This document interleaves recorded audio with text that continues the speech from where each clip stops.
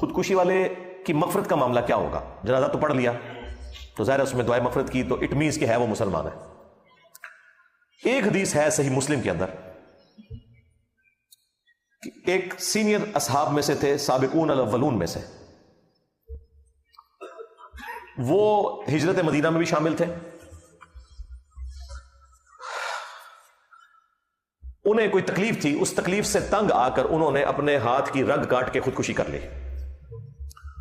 اب ظاہر ہے کہ ایک بہت بڑا انسیڈنٹ تھا، ایک مہاجر صحابی ہے، تو اس کے جو دوسرے ساتھی تھے جنہوں نے ان کے ساتھ ہجرت کی تھی، کچھ عرصے بعد انہوں نے خواب میں ان کو دیکھا، تو پوچھا کہ تیرے ساتھ کیا معاملہ ہوا؟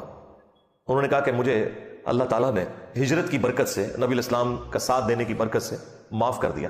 البتہ اس نے وہ اپنا ہاتھ جو تھا نا وہ چھپا رکھا تھا، تو اس نے پوچھا کہ یہ کیا حالت ہے تیری؟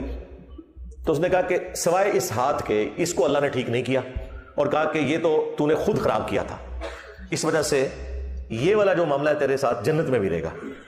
اب نبی الاسلام کو جب انہوں نے خواب سنائی تو ظاہر ہے نبی الاسلام اس کی تعبیر بیان فرما رہے تھے، آپ کو وہی کی تائید حاصل تھی، تو آپ علیہ السلام نے اس خواب کو سننے کے بعد کہا کہ اے اللہ اس کے ہاتھ کو بھی درست فرما دے۔ حضور نے دعا کر دی اس کے لیے۔ اچھا، اس سے یہ بھی چیز ثابت ہوگی کہ خودکشی والے کے لیے دعائے مغفرت بھی کی جا سکتی ہے۔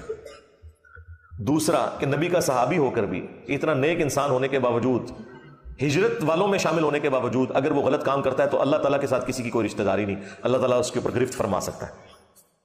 اور تیسرا ہمارے نبی صلی اللہ علیہ وآلہ وسلم کی شفقت کہ آپ نے اس کے لیے دعا کی کہ اللہ تعالیٰ اس کے ہاتھ کو بھی درست کر دے۔